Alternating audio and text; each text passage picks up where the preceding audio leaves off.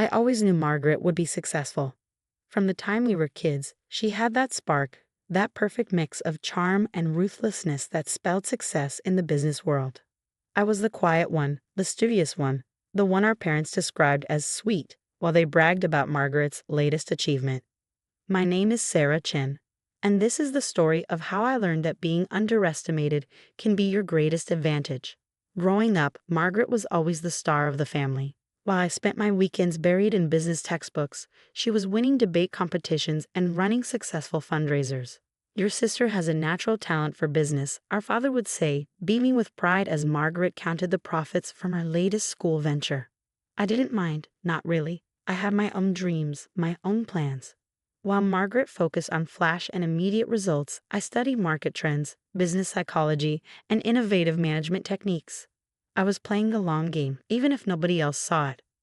After college, Margaret landed a prestigious position at Anderson & Brooks, one of the top consulting firms in the city. Within 2 years, she was leading her own team.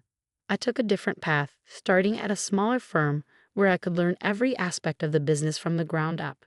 Still working at that little company, Margaret would ask during family dinners, her voice dripping with condescension. "You know I could put in a word for you at Anderson & Brooks. Entry level, of course, but it would be a start." I would just smile and change the subject. What Margaret didn't know, what nobody knew, was that I was building something of my own. Every client interaction, every project, every late night poring over reports was teaching me something valuable. Then came the opportunity that would change everything. It started with a simple email from James Morrison, CEO of Morrison Technologies. His company was growing rapidly, and he needed help managing the expansion. He'd heard about me through a mutual connection and wanted to meet.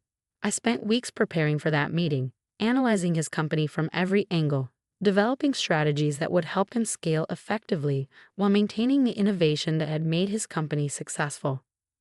The meeting went better than I could have hoped. James was impressed by my thorough understanding of his business and my practical approach to solving his challenges. "You get it," he said, leaning back in his chair. "You actually understand what we're trying to build here." That night, I couldn't wait to share my success with my family. We were having our regular Sunday dinner, and for once I had something that could match Margaret's endless stream of achievements. Morrison Technologies. Margaret's fork clattered against her plate. "James Morrison." "The James Morrison?" I nodded, trying to contain my excitement. "He signed an exclusive consulting contract with me. We're starting next month." The table went silent. Even our parents, who usually hung on Margaret's every word, were staring at me in shock. That's impossible," Margaret sputtered. "Morrison Technologies is worth billions. They wouldn't trust their expansion to someone from a tiny firm like yours." "Well, they did," I said quietly, taking a sip of wine to hide my smile. Margaret's face went through a series of expressions before settling into something that looked almost predatory. "You know, Sarah," she said, her voice honey-sweet, "this is actually perfect timing. I've been thinking about making a change, striking out on my own. Maybe we could work together on this. You could really use my experience." Warning bells went off in my head. Margaret had never shown any interest in working with me before. But before I could respond, our parents jumped in. "What a wonderful idea," Mom clasped her hands together. "You two working together, it would be perfect. Margaret could handle the important client meetings, and Sarah, you could do all the background work." Dad nodded enthusiastically. "Your sister's right, Sarah. This is too big for you to handle alone. You need Margaret's expertise." I looked around the table, at Mom and Dad's eager faces, at Margaret's calculating smile, and for the first time in my life, I stood my ground. "Thanks, but no thanks," I said firmly. "I've got this handled." Margaret's smile disappeared. "Don't be stupid, Sarah. You've never handled anything this big before. You'll mess it up without my help." "I appreciate your concern," I replied, standing up, "but I've worked hard for this opportunity and I'm going to see it through on my own." I left before they could argue further, but I could feel Margaret's eyes burning into my back as I walked out. The next few weeks were intense but exhilarating. Working with Morrison Technologies was everything I'd hoped for and more. James and his team were receptive to my ideas, and the initial results were promising. Then the whispers started. First, it was just a few odd comments from clients. "I heard you're partnering with your sister on this," one said. That must be exciting. No, I corrected them. I'm handling this independently. But the whispers grew louder. Somehow, word was spreading that Margaret was involved in the Morrison Technologies project. I started getting emails addressed to both of us, meeting invitations that included her name. Finally, James called me into his office, looking concerned. "Sarah, we need to talk," he said, shuffling through some papers on his desk. "I'm a bit confused. I've been getting calls from your sister, discussing our project plans." My blood ran cold. "What?" He slid a business card across the desk. It was Margaret's new card, freshly printed with her own consulting firm's logo. And there, under her name, were the words, "Lead Consultant, Morrison Technologies Project." "She's been reaching out to our board members," James continued. "She seems to know a lot about our strategic plans. Said you had brought her in as a partner." "I did not," I said, my voice shaking. "I would never." "She's very convincing," James said gently. "She had details about our discussions, about the strategies we've been developing." That's when I realized Margaret had accessed my laptop during that family dinner. I'd left it in the study while we ate, and she must have copied my files. All my careful plans, all my strategic analysis, everything I'd worked so hard to develop. She's stolen it all. The next few days were a blur of damage control. I tried to explain to James what had happened, but Margaret had already sunk her claws in deep. She convinced several board members that she was the real business genius behind the strategies, that I was just the detail person who'd helped with the grunt work. It all came to a head at the next board meeting. I walked in to find Margaret already there, perfectly poised in her designer's suit, presenting my ideas as her own. As I was explaining to the board, she said smoothly as I entered, "My sister's initial work provided a good foundation, but what you really need is someone with high-level experience to execute these strategies properly." I stood there, watching as she displayed slides I had created, discussed concepts I had developed, all while our parents' words echoed in my head. "This is too big for you to handle alone." When Margaret finished her presentation, she turned to me with a smile that didn't reach her eyes. "Sarah, dear, why don't you share your thoughts? I'm sure you have some minor details to add." That was the moment everything changed. Looking at my sister's smug face, at the board members nodding along with her, something inside me snapped, but not in the way they expected. I smiled back, gathered my things, and walked out without saying a word. Margaret had won this battle. She could have Morrison Technologies, but she just taught me the most valuable lesson of my life. Trust no one. Document everything, and always have a backup plan. That night, I sat in my apartment, surrounded by years of research, client notes, and business plans. Margaret might have stolen my biggest client, but she hadn't stolen my brain, my experience, or my determination. I opened my laptop and created a new folder, Phoenix Consulting. It was time to rise from the ashes. The first thing I did after losing Morrison Technologies was document everything. Every email, every presentation, every strategy document I created. I compiled it all into a detailed portfolio, not for legal action, but for something more valuable, proof of my capabilities. Margaret might have stolen my work, but she couldn't steal my process. I spent the next month rebuilding from scratch. During the day, I continued working at my small firm, but my nights were dedicated to developing Phoenix Consulting. I wasn't just creating a business. I was creating something that would change the entire industry's approach to strategic growth. While Margaret focused on flashy presentations and big promises, I developed a unique methodology combining data analytics with human-centered design thinking. It wasn't sexy, but it was revolutionary. "You're making a mistake," my mother said during one of her guilt trip phone calls. "Margaret's doing so well with Morrison Technologies. She could still bring you in." I cut her off mid-sentence. "Mom, I have to go. I'm meeting with investors." That wasn't entirely true.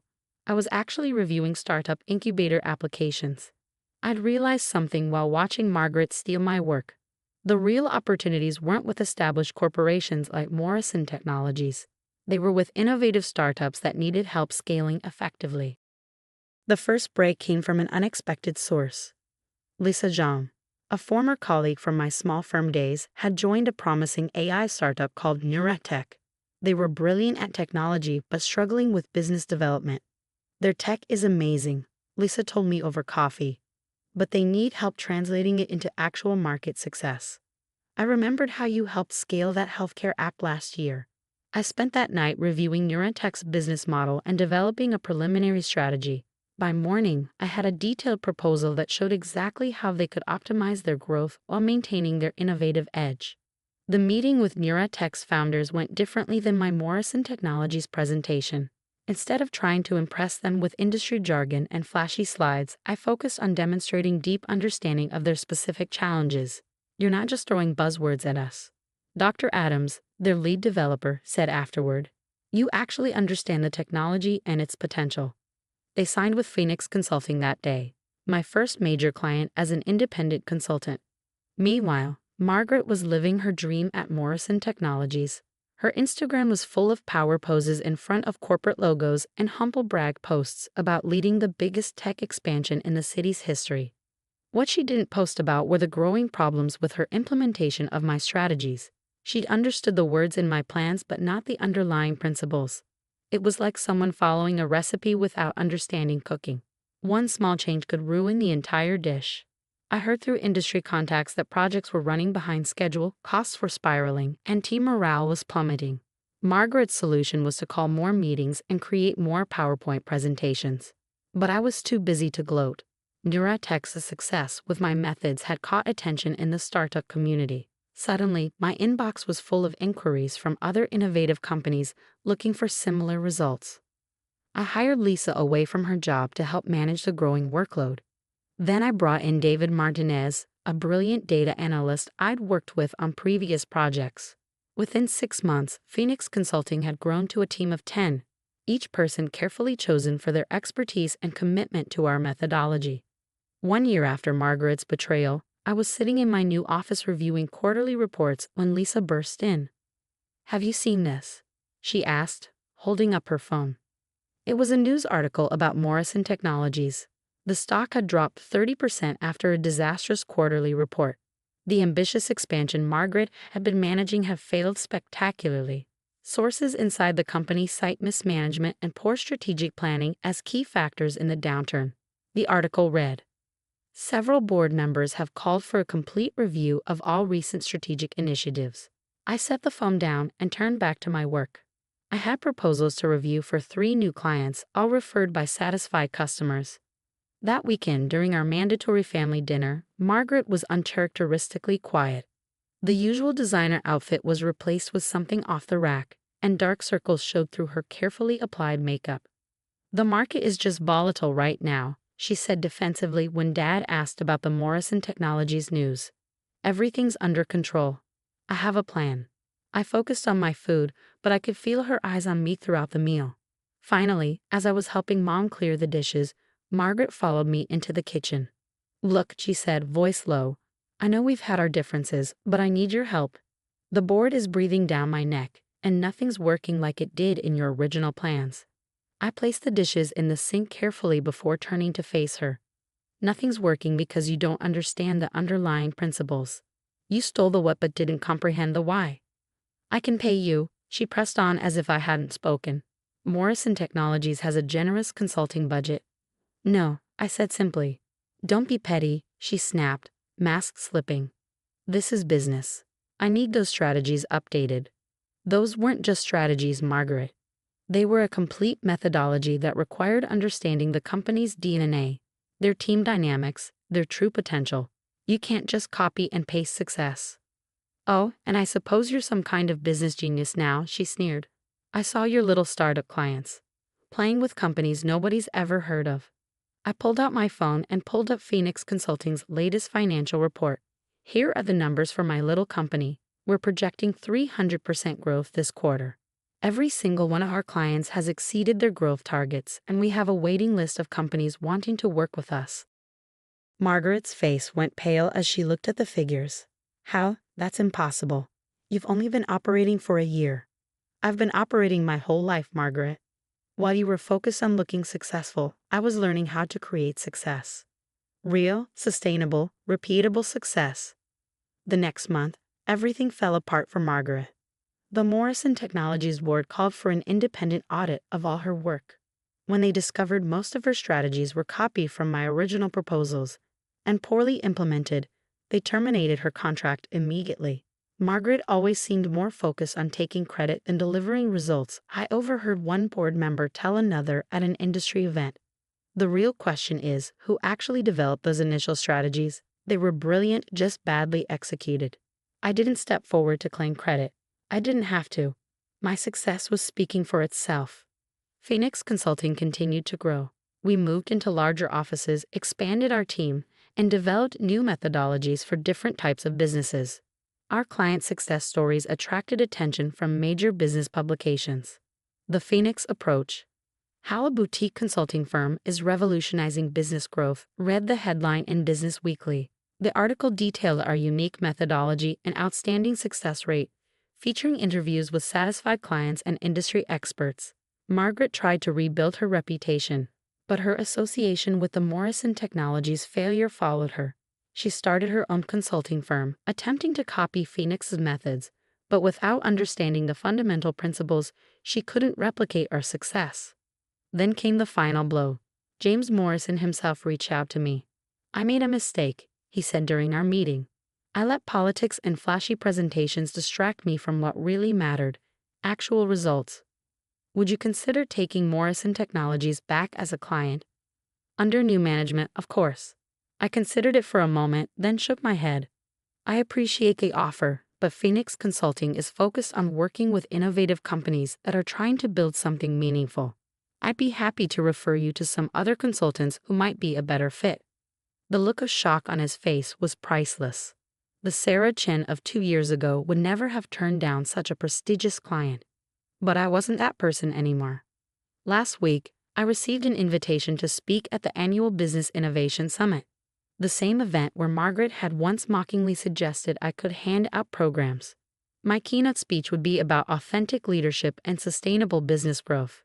The day before the summit, I received a text from Margaret. "I heard you're speaking tomorrow. Mom and Dad want to know if you can get them VIP passes." I stared at the message for a long moment before replying. "The event is sold out, but I heard they're streaming it online. Registration is $500 per person. Maybe you can expense it to your new company?" Oh wait, perhaps that was petty, but after years of condescension and manipulation, it felt good to finally stand my ground. The morning of the summit, I stood at the podium looking out over a sea of eager faces, entrepreneurs, business leaders, and innovators who were there to learn from my experience. In the middle of my speech about authentic success and sustainable growth, I spotted a familiar face in the back of the room. Margaret had bought a ticket after all.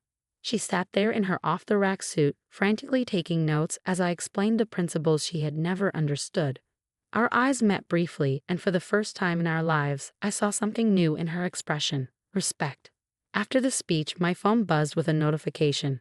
Margaret had posted on LinkedIn, "Congratulations to my sister Sarah Chen on an inspiring keynote at #BI Summit. Your success is well deserved." I should have listened years ago. I smiled and slipped my phone back into my pocket without responding. Some lessons have to be learned the hard way. Today, Phoenix Consulting has offices in 3 cities and a team of 50 brilliant professionals. Our client waiting list is months long, and we're constantly developing new ways to help innovative companies achieve sustainable growth. Margaret? Last I heard, she was filing for bankruptcy protection for her failed consulting firm. Mom still brings up at every family dinner how I should help her out, give her a job at Phoenix. I just smile and change the subject. Some people never learn, but I did.